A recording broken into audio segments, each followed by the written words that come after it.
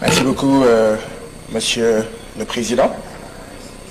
Chers collègues, bonjour. La première question que je voudrais poser est celle-ci.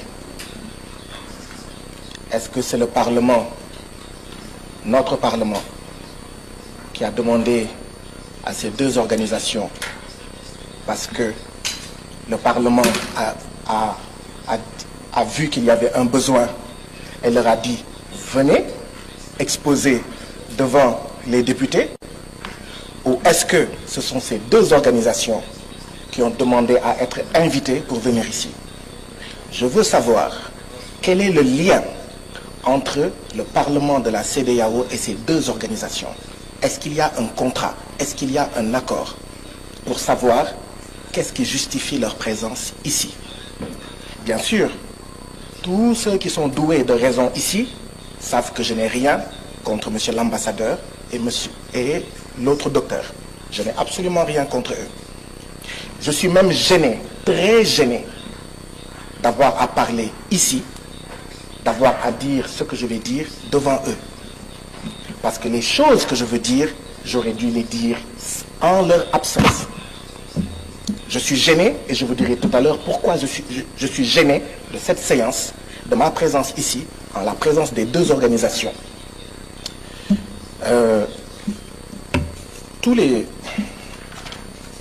Il est mentionné dans le rapport de la CIDH, il me semble. Il est mentionné dans le rapport de la CIDH des régimes autoritaires qui dominent et répriment les contestations de leurs citoyens. Ces gouvernements répressifs violent les droits fondamentaux de leurs citoyens, ce qui entraîne une instabilité et des troubles permanents dans la région. Mais tous les jours, là, c'est ce que certains d'entre nous disent ici, en citant nommément des pays. A-t-on besoin de leur présence pour dire ça? Quand des collègues disent ça tous les jours, on les empêche de parler, on les traite de tous les noms d'oiseaux, on use d'artifices, de motions qui ne sont pas des motions, les gens crient, ils s'excitent, et quand d'autres gens viennent, ils disent ça, tout le monde est silencieux. Les Français disent « nul n'est prophète chez lui ». Chers collègues, on a eu besoin d'eux pour dire ça ici? Certaines femmes et certains hommes ici le disent tous les jours. Mais on les regarde. « Oh, qu'est-ce que tu fais ici? On va même faire une pétition pour que tu retournes dans ton pays et que tu ne reviennes pas. » Mais quand eux le disent, ça passe. Tout le monde est cool, silencieux. Monsieur le Président, avez-vous remarqué ça? Vous qui rappeliez hier à la session l'article 72 du règlement intérieur. Ils ont dit la même chose que moi. Mais aujourd'hui, personne ne rappelle l'article 72 du règlement intérieur. Il y a un problème. Il faut que des étrangers viennent ici pour nous dire des experts, alors que chacun d'entre vous est expert et experte. Et on se tait. Mais quand un collègue dit la même chose, on sort les poings, on bande les muscles, on montre le croc. Je vais vous dire quelle est la différence.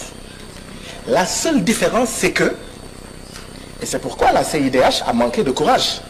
La seule différence, c'est que la CIDH a dit, je ne vais citer aucun pays. Dans le rapport, il n'y a aucun pays. Comment vous allez soigner un mal sans savoir que le mal se trouve au Nigeria, le mal se trouve au Sénégal, le mal se trouve au Cap-Vert? Vous dites non, non, non, on va mettre tout le monde dans le même sac. Quand on critique des pratiques politiques au Sénégal, quelqu'un va dire « Ah non, je suis ami à Diomaye Faye, je suis membre du même parti que lui. Laissez tomber le Sénégal. » Quand quelqu'un va critiquer le Libéria, « Ah non, je suis ami au président du Libéria. Vous ne touchez pas le Libéria. Vous pensez que vous êtes supérieur au Libéria. » Mais quand quelqu'un vient ici dire « Nous sommes là, gentils là, comme des poules mouillées. » Voilà la première remarque que je voulais faire. Et je ne voulais pas la faire devant eux.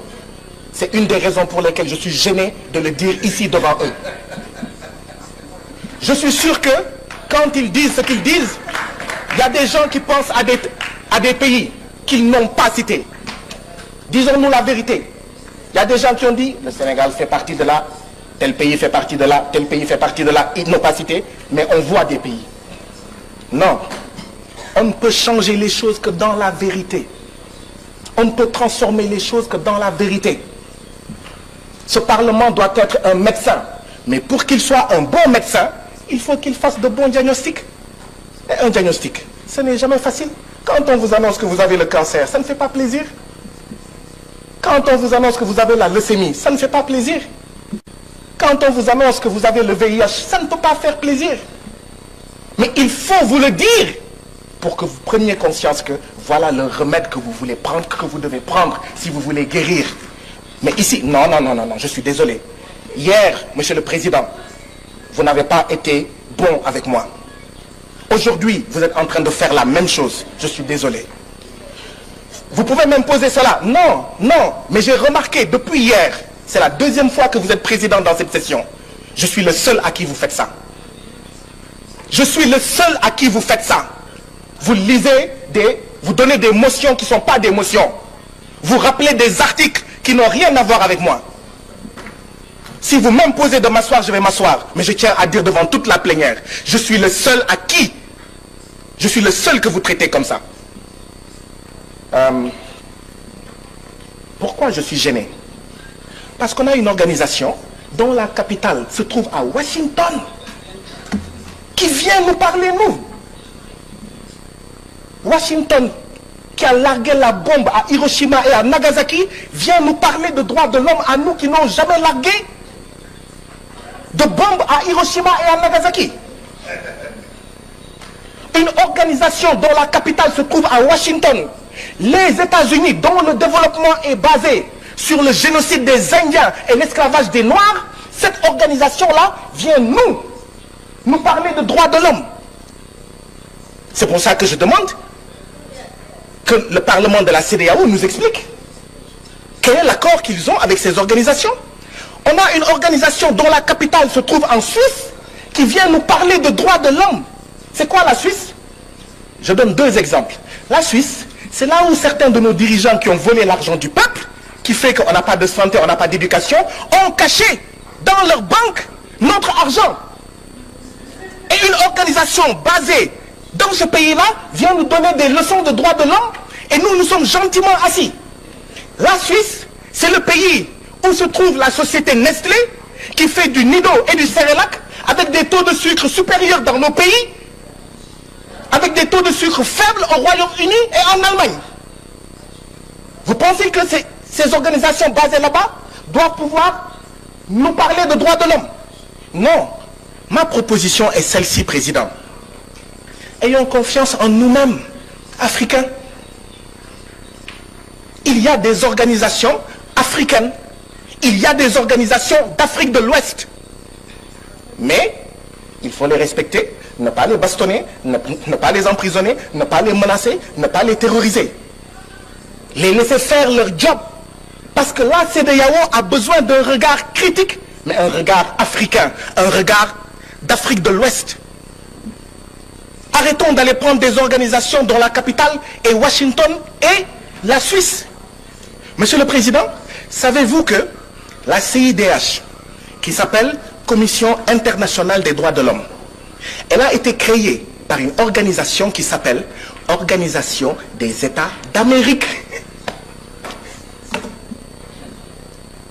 Organisation des États d'Amérique qui a créé dans les années 50 la CIDH. Nous, on ne prend pas une organisation créée par l'OIA, une organisation créée par la CEDEAO, mais on la laisse libre. Hein? On ne la crée pas pour lui dire, tu dis ce qu'on veut entendre.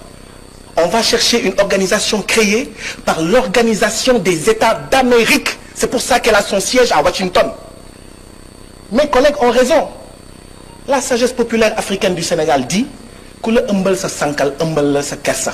Ça signifie qui paye commande. Ceux qui veulent savoir qui paye là, qui sponsorise là, ce sont des États qui financent l'organisation basée en Suisse et l'organisation basée à Washington, qui veulent nous imposer une manière de voir, quand bien même parfois cette manière de voir peut être juste. Mais on n'a pas besoin d'un grand frère blanc basé à Washington et à Genève pour savoir la vérité. Nous n'en avons pas besoin. Je vais conclure, comme vous insistez. Je vais conclure, comme vous insistez. En 1236, ici en Afrique, il y a eu des Africains, en Afrique de l'Ouest, qui ont publié la charte de Kurunkanfoga.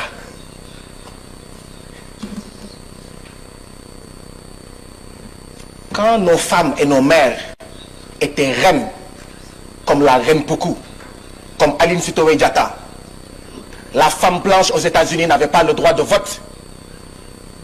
Si nous n'allons pas leur enseigner les droits de l'homme, ce n'est pas à eux de nous enseigner les droits de l'homme.